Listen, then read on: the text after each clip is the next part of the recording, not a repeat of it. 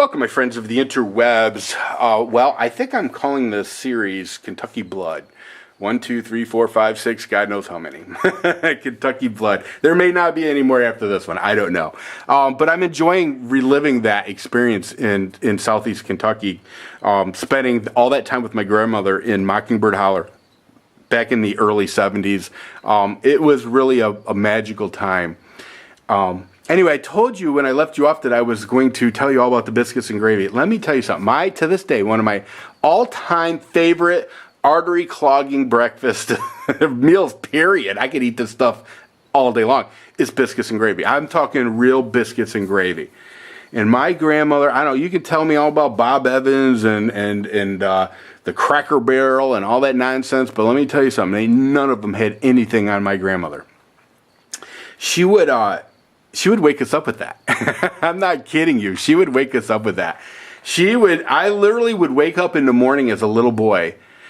I'm not a morning person, never have been, not from way back, not an early riser, but I can remember laying in bed, not wanting to get out, because, my brother and I ran through those mountains every day, all day long. We were whooped, and I can remember laying in that bed, and smelling those biscuits and gravy. Oh my God. Oh man. So it would literally drag me out of that bed. It just really would. And my grandmother had hardwood floors all through the house. And I can remember as a little kid getting out of that warm bed. And man, I'd put my feet down on those hardwood floors barefooted. And they were freezing. And my grandmother would have the stove door open. And it would be hot because she had just made a batch of biscuits. And we would, every morning, same thing. We'd sit there with our feet by the open stove. Now, I know, and we all know to this day that that's not a safe way to do anything. But back then, that's what we did. And we warmed our frozen toes with the stove. And it was really a magical time. But I'll tell you what breakfast typically was. But now, listen, my grandma didn't play any games when it came to breakfast, and family members showed up for breakfast. And I can remember many mornings, there'd be 8 people in the kitchen, and the only people living in that house was me, my brother, and my grandmother. So it would typically be biscuits and gravy, which was my favorite. And then, of course, she'd have all the jams and marmalades and preserves that she personally homemade. She'd have all that laid out, apple butter, oh my God. And then some of the biscuits she made were freaking phenomenal. I wish I'd have been a little bit older when she died, because I would have loved to have learned all of her cooking secrets. Granted, this is a woman that cooked with lard. So maybe I'm better off not having known the secrets. But so biscuits, gravy, it would have ham, fried ham, bacon, sometimes pork chops. And a lot of people don't realize this, but in the South, pork chops is a breakfast food. It is. It's a breakfast food. Eggs and fried pork chops. Then she would have pork chops. She would have, now we weren't real, I like grits, but we weren't real grits people. It's a little bit different part of the South that are really into the grits, though we had from time to time. We did have grits from time to time. If somebody would have requested them, my grandmother would have done it. That's just the way she was. But then there would always be eggs, eggs of any kind, eggs easy, over easy, scrambled, you name it, she'd have it. And cornbread. Even with the biscuits, there would be cornbread. And I don't know, and maybe somebody that is of the older generation can tell me what cornbread on every meal has to do with anything. Other than I know that cornbread is a lot of bang for the buck. It is. It's a lot of bang for the buck. It just has a lot of protein. There's a lot to love about cornbread. At least that's what I've been told. So anyway, so that was breakfast every single morning. And you know what? My grandmother, she was one of those people too that fed you. If you left my grandmother's house hungry, you had no one to blame but your damn self. That's just a fact, because she was a food pusher. Not a big woman, by the way. Not a real big woman at all. I'll try to find a picture of her or photograph of her. I might actually have one on my Facebook. Anyway, I'll look for one. So anyway, my brother and I would eat breakfast, and of course, by then I'm starting to wake up and I'm starting to get energized, and I can't wait to hit the creek. Hit the creek. Well, my brother and I, listen, there was no television back then. All right. Now, there was television. There just wasn't television in the holler. There was no cable back then. And those mountains, when you're in those mountains in southeast Kentucky, you can't get a television signal at all. Now, you can get some radio, but it was mostly gospel stations and preaching. And that's what I remember the most. There was very little music, and if it was music, it was bluegrass. And which is probably why I like bluegrass to this day. I can still remember my grandmother doing dishes and listening to bluegrass over the radio. And so that's kind of a nostalgic thing for me. So whenever I listen to Bill Monroe and some of the old bluegrass greats, it just brings a smile to my face. So anyway, so my brother and I would we'd hit that door as soon as we got done eating. Well, we were out the door. You might remember this by the way, just in case you don't know, the house in my real life number 11 and I think several other videos, that's the house that I was growing up. That was my grandmother's house. That house had left the family for years after my grandmother had passed away, and that house came back into the family. Would have been 2005 or 2006. I think 2005. Yeah, anyway, doesn't matter. Somewhere around in there. But that's the house I'm talking about. And if you remember seeing some of my videos, especially in my front porch vlogs, there's a creek. And the only thing that's really different today is the steps are a little different because I had rock laid for the steps and around the sides of the house. That was all cinder block before. And there was a creek, and there still is a creek there. And my brother and I, oh my God, you couldn't keep us out of that creek. I mean, I'm not kidding you. We literally could spend hours and hours, and no PlayStation, there was no Xbox 360, or there was not even a TV in the house. Of course, why would there be? There was no single to have. Although I had heard that when because my father actually lived in that house, would have been probably when he was around 17, and him and his brother Charles had actually strung a wire up to the top of the mountain and tried to get a TV signal. Apparently it didn't work though. And that was before I was born, of course. Yeah, that house, by the way, my father moved into it when he was 17. They got that house. Well, let me think. It would have been the last year my father lived in southeast Kentucky. So he would have been 17. Previous to that, he lived at the head of the holler, which, just to give you some idea of what I mean when I say the head of, there's two parts of the holler. There's the head of the holler and the foot of the holler.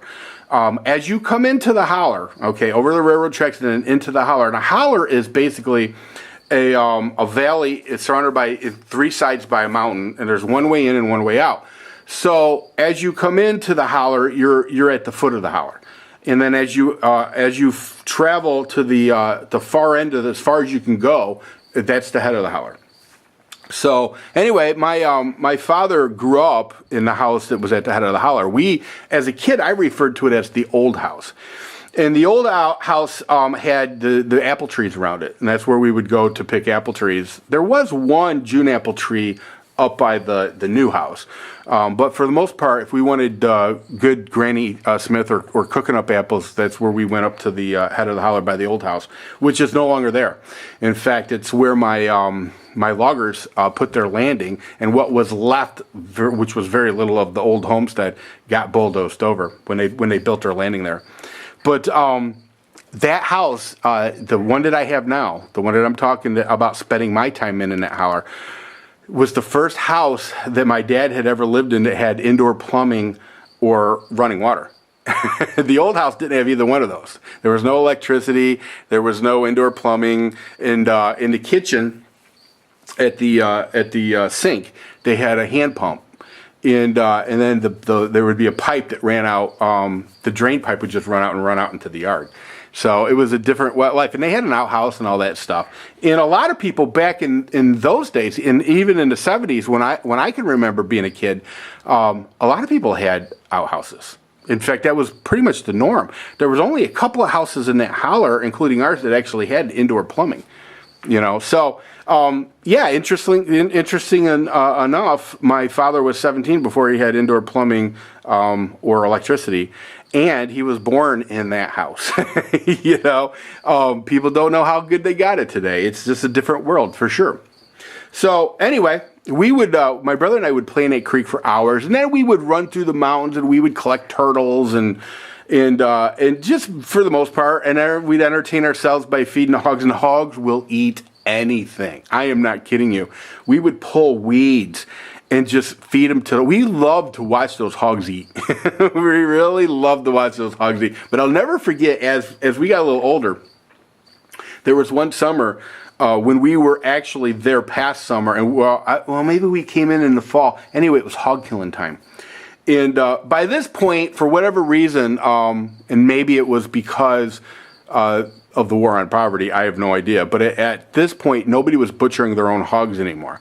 And so they were loading them up into a pickup truck and hauling them off to the local. There was an A&P market or an A&P grocery store. I don't even know if A&P even exists anymore. But back when I was a kid, it was a pretty big grocery chain, and it was everywhere.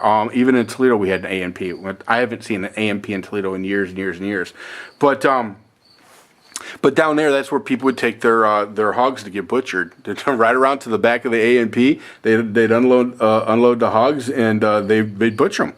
And the hogs were, interestingly enough, alive when they got to the butcher. But here's the funny thing.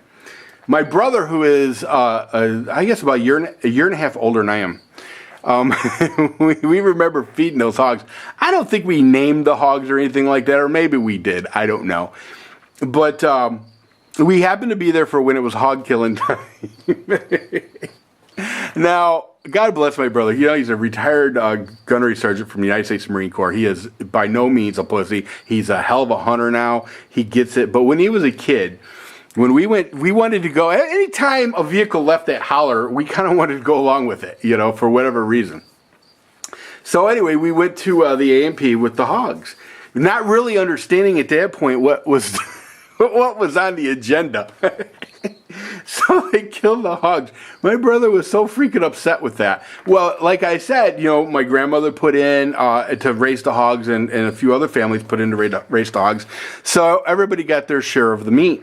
Well, the first thing my grandmother wanted to do with the fresh hog meat was make up a mess of beans and taters and flavor it with some pig meat, And my brother, who had ate that stuff for years, wouldn't touch it. He wouldn't. He refused. I'm sorry for knocking the camera, but I'm actually loving this story. He refused to eat the damn pig. He wouldn't eat it. And I'm like, it's funny because I was like, dude, seriously? You're not going to eat the pig? Well, can I have your bowl? Because I was down with it. To me, it was awesome.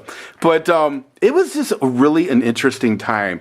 I can remember as a kid, people hunted, people hunted. It was a way to put some extra meat in the freezer, to put some protein on the table. That was one of the things that they did, and it was a rite of passage. And it was, as a kid, you were proud when you would bring home a squirrel or a rabbit or two or three, or hopefully as many as you could. You were proud of that because you felt like you were contributing to the family.